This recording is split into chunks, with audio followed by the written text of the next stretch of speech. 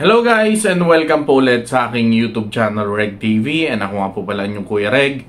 At ngayon ang topic natin, ang love nagagawa niyang bulag ang isang tao. Bulag dahil may mga bagay na ang alam natin ay okay para sa atin at sa relasyon natin, pero sa totoo lang hindi pala. Kaya sa huli, ayan, masasaktan ka na naman. Kaya kung in love ka ngayon pero ayaw mong masaktan sa huli, panoorin mo yung video natin ngayon. Dahil dito sasabihin ko sa inyo yung mga sinasabi ng mga lalaki na akala mo okay, pero hindi pala. Kaya kung interesado ka, chill ka lang dyan dahil uumpisa na natin yan pagkatapos ng intro.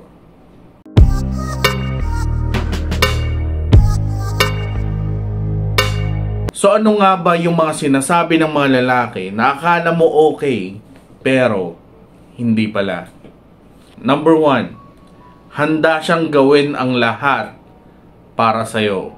Masarap pakinggan pero minsan nakakatakot.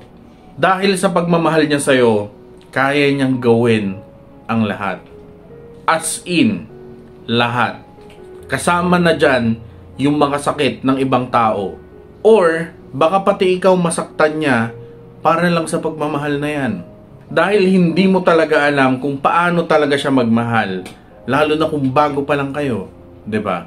Paano na lang kung sobrang higpit pala niya? Di binabantayan na niya lahat ng mga galaw mo. Or sobrang siloso pala siya. Kaya lahat ng lalaki na lalapit sa'yo, pinagdududahan niya. Or kahit yung mga pamilya mo, pinagseselosan niya. Dahil ang gusto niya sa kanya lang yung atensyon mo. Kaya hindi mo alam kung ano yung kaya niyang gawin para sa pagmamahal na yan. Ang masaklap pa doon, paano na lang kung isang araw magising ka at maisip mo na hindi pala siya yung gusto mong makasama habang buhay? Paano ka makikipaghiwalay? 'Di ba? Sigurado gagawin niya ang lahat para lang hindi mo siya iwan. Or para hindi ka mapunta sa iba. Number 2, ibang-iba ka sa ex ko. Parang ang sarap pakinggan, 'di ba? Dahil parang mas better ka kaysa dun sa ex niya. Kaya parang mas magiging okay yung pagsasama nyo kaysa dun sa past relationship niya. Pero isipin yung mabuti.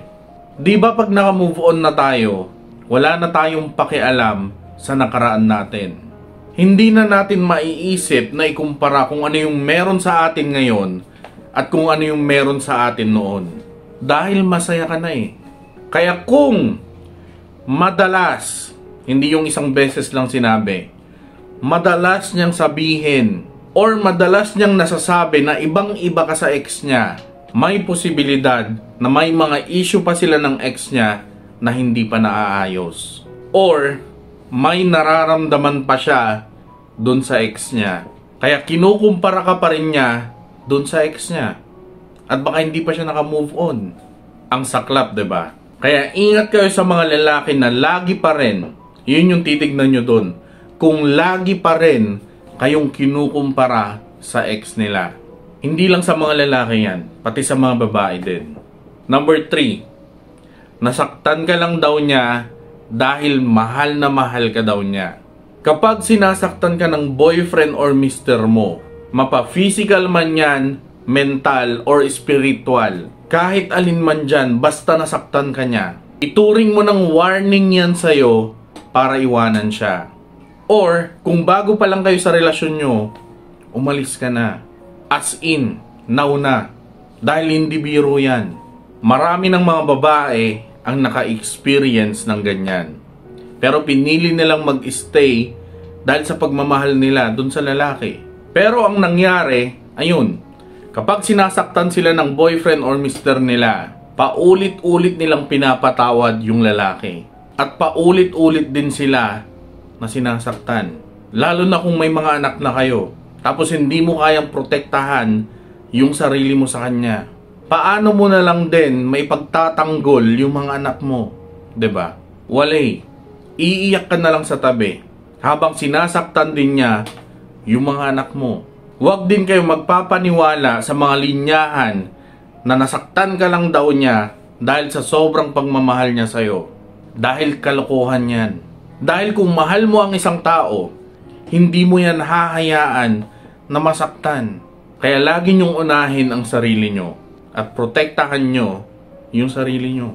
Number 4, baliw lahat ng mga naging ex ko. Sigurado mangilan-ngilan lang yung mga naghihiwalay ng maayos. Karamihan dyan, hindi maganda yung paghihiwalay nila. Kaya may mga ilan na bitter pa rin sa mga ex nila.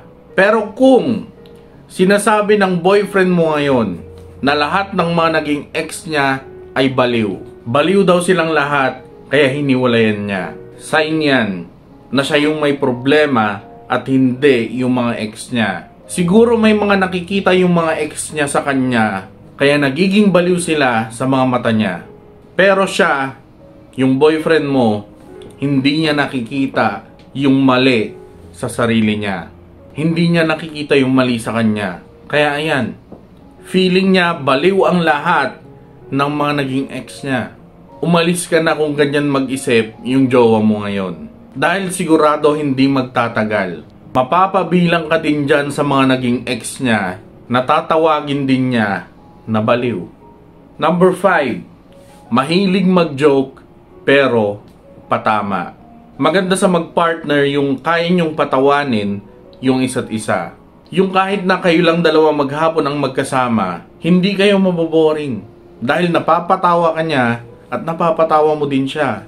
Pero may mga joke minsan na nakakasama ng loob. Dahil imbes na mapatawa ka, lalo ka lang madadown sa sarili mo. Kaya kung lagi kanyang gino-joke pero patungkol naman sa mga bagay na hindi maganda sa'yo or mga kahinaan mo, hindi maganda yan. Lalo na kung sasabihin mo sa kanya na hindi okay sa'yo yung ganun na joke pero paulit-ulit pa rin niyang ginagawa, umalis ka na sa relasyon nyo.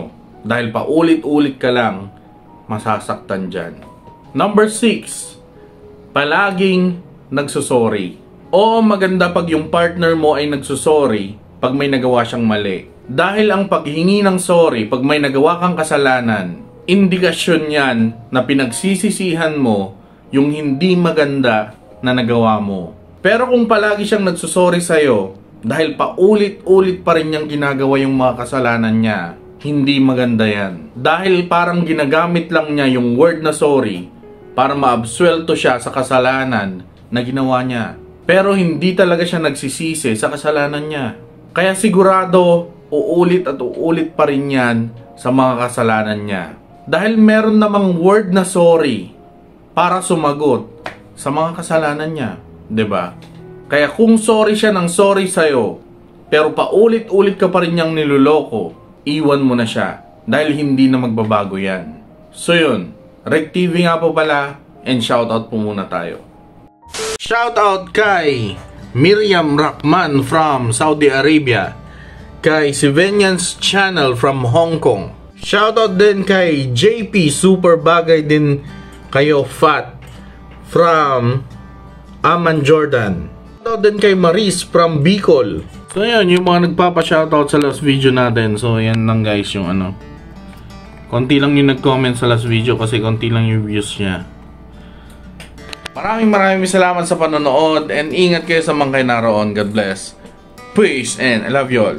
And goodbye.